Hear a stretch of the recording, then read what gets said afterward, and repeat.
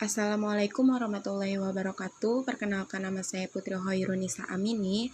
Di sini saya akan menjelaskan hadis Nabi tentang kepemimpinan perempuan dalam hadis. Bismillahirrohmanirrohim. Anak Abi Bakrota qala Nabiya sallallahu alaihi wasallam anna farisan malaku banata kisra qala lan yufliha qaumun walau amrahum Roha.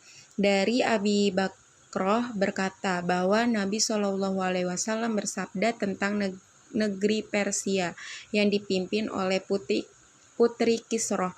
Beliau bersabda, tidak beruntung suatu kaum yang urusannya diserahkan kepada wanita.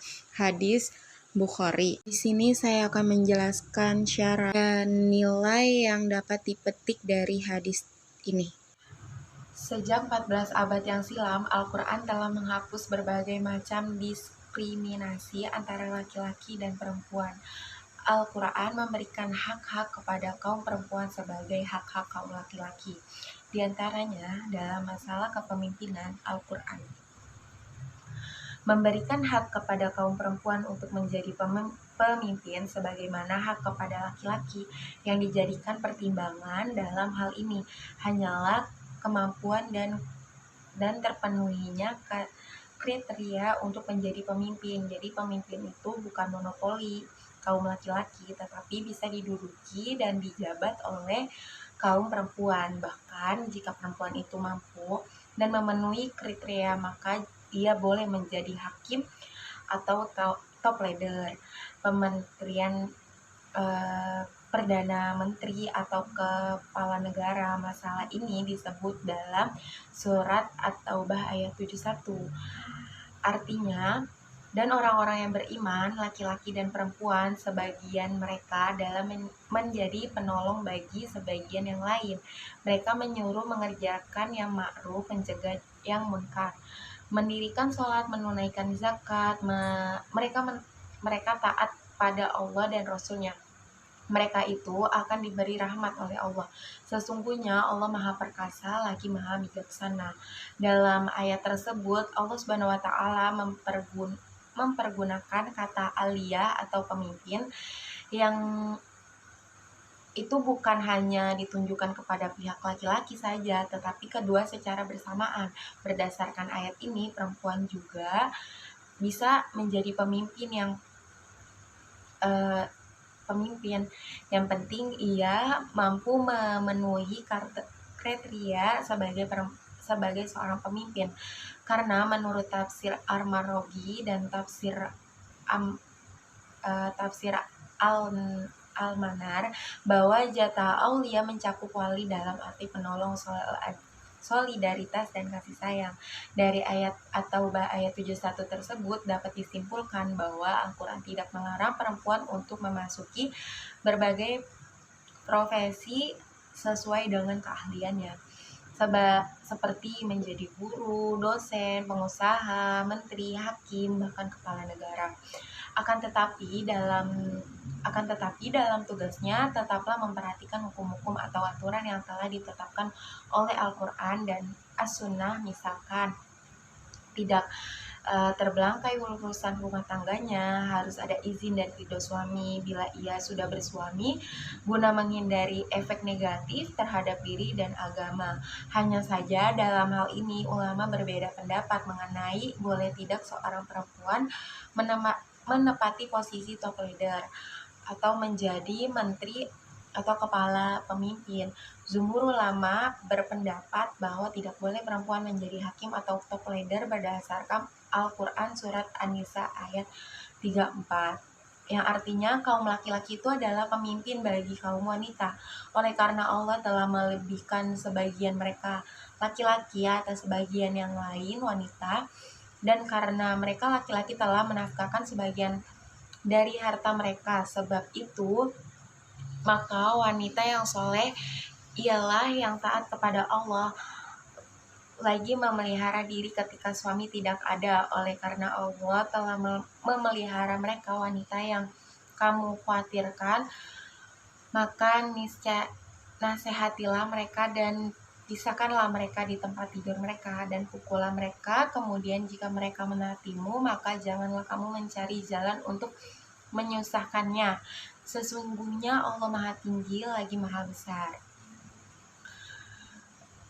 Menurut Jawad Mughniya dalam tafsir Al-Kashif bahwa maksud ayat 34 surat An-Nisa ini bukanlah menciptakan perbedaan yang menganggap perempuan itu rendah dibandingkan dengan laki-laki, tetapi keduanya adalah sama, sedangkan ayat tersebut hanyalah ditunjukkan kepada laki-laki sebagai suami dan perempuan sebagai istri. Keduanya adalah rukun kehidupan, tidak satu pun bisa hidup tanpa yang lain. Keduanya saling melengkapi. Ayat ini hanya ditunjukkan untuk kepentingan suami dalam rumah tangga memimpin istrinya, bukan untuk menjadi pengusaha atau diktator. Sementara itu, Yusuf Qadlawi dalam fatwanya menemukan 3 catatan mengenai penetapan hadis tersebut dijadikan dalil penolakan. Yang pertama, apakah hadis ini diberlakukan atas keumumannya atau terbatas pada sebab urutnya? Yang kedua, dalam pengertian bahwa Rasulullah SAW hendak memberitahu ketidakberuntungan bangsa Persia yang menurut ketentuan hukum yang turun-temurun harus mengangkat Putri Kisra sebagai kepala pemerintah mereka, meskipun di kalangan bangsa itu ada orang yang jauh lebih baik, lebih layak dan utama daripada putri itu. Benar, kebanyakan ahli al-usul menetapkan bahwa yang terpakai ialah keumuman lafal, bukan sebab khusus. Yang kedua, bahwa para ulama umat telah sepakat akan terlarangnya wanita akan kekuasaan ketinggian atau imamah al-uzham, sebagaimana yang ditunjukkan oleh hadis tersebut. Ketentuan ini telah berlaku bagi wanita jika ia menjadi raja dan kepala negara yang mempunyai kekuatan mutlak bagi kaumnya, yang segalanya hendak harus dijalani, semua hukumnya tidak boleh ditolak, dan selagi perintahnya tidak boleh dikukuhkan. Dengan demikian berarti mereka telah benar menyerahkan segala urusan kepadanya, yakni semua urusan kekuasaannya dan komandonya umum mereka berada di tangannya. Yang ketiga, bahwa masyarakat modern di bawah sistem demokrasi apabila memberi kedudukan umum kepada wanita seperti pada kementerian, perkantoran, atau di Dewan Perwakilan, tidak berarti mereka menyerahkan segala urusannya kepada wanita. Pada kenyataan, tanggung jawab tersebut bersifat kolektif, dijalankan secara bersama-sama oleh sejumlah orang dalam lembaga terkait, dan wanita hanya mendengung sebagian saja bersama yang lain. Syarah dari hadis ini dari segi riwayat seorang pakar hadis yang mempersoalkan keahliannya, sedangkan dari segi dirayah pemahaman makna hadis ini menunjukkan dengan pasti haramnya wanita memegang tampuk kekuasaan negara meski dalam bentuk ikhbar. Dilihat dari singkatnya, hadis ini tidak otomatis menunjukkan hukum mubah, sebab parameter yang digunakan untuk menyimpulkan apakah sebuah kitab berhukum wajib, sunnah, mubah, makruh ataupun haram adalah qarinahnya, bukan signatnya, bentuk kalimatnya. Latar belakang tersebut, hadis ini memang ditunjukkan kepada masyarakat Persia yang menyerahkan urusan kekuasaan kepada seorang wanita. Akan tetapi, walaupun hadis ini merupakan komentar atas suatu kejadian pengangkatan wanita menjadi raja, namun kata kaumun ini memberikan makna umum. Artinya, dari kata kaum di atas berlaku untuk semua kaum, termasuk kaum muslim di dalamnya.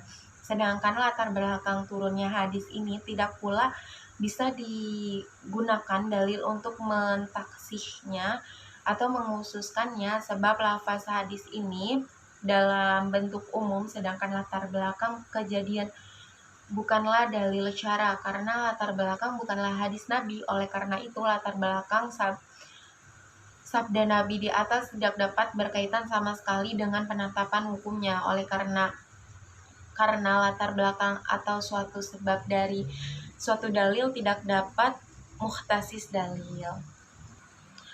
Penutup, kepemimpinan adalah suatu proses pemimpin untuk memberikan pengaruh secara sosial kepada orang lain, sehingga orang lain tersebut menjalankan suatu proses sebagaimana diinginkan oleh pemimpin.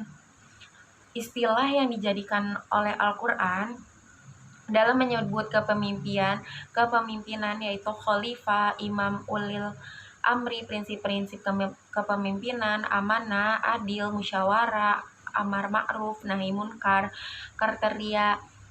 Karakteristik wanita-wanita dalam perspektif Al-Quran meliputi: pertama, wanita dengan kepribadian kuat; yang kedua, karakter wanita yang berusaha menjaga kesuciannya; yang ketiga, wanita penghasut,